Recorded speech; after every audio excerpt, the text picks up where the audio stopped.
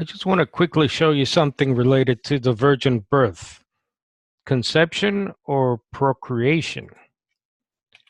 So Matthew 1:20 in most translations reads, "What has been conceived in her is from the Holy Spirit." There are some translations like the Young's Literal Translation, the YLT, the Darby, Aramaic Bible in Plain English, not very popular to be sure, but they do capture an interesting word that seems to be mistranslated on the other translations. That which is begotten in her is of the Holy Spirit. So is this a conception or a procreation, which is what the word begotten in reference to a birth, a human birth, would mean? That would be the natural meaning of the word. And it is used that way throughout the New Testament, especially in the genealogical trees of Matthew and Luke. Lee, in The Conclusion of the New Testament, explains why this is so important. The word conceived is a proper, normal, ordinary description of conception within a woman. The word begotten is a particular expression used to describe the conception that had taken place in Mary's womb.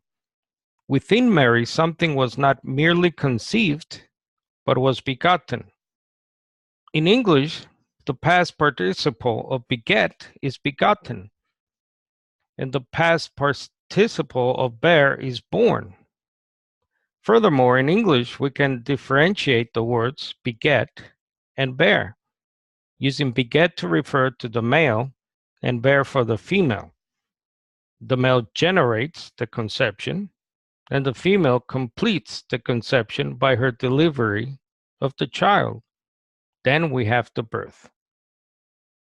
Now, obviously, this understanding of the scriptures, of what the words actually mean in their proper normal sense in reference to the virgin birth, obviously many will say, well, it sounds like there's a sexual union going on here. Rudolf, in his book, The Gospel of Matthew, has this to say: even though a conception by the operation of the Holy Spirit is nowhere else attested, not even for the miraculous births of sterile women in the Old Testament, remember, he says, that any sexual reference is out of the question, as in Luke 1:35.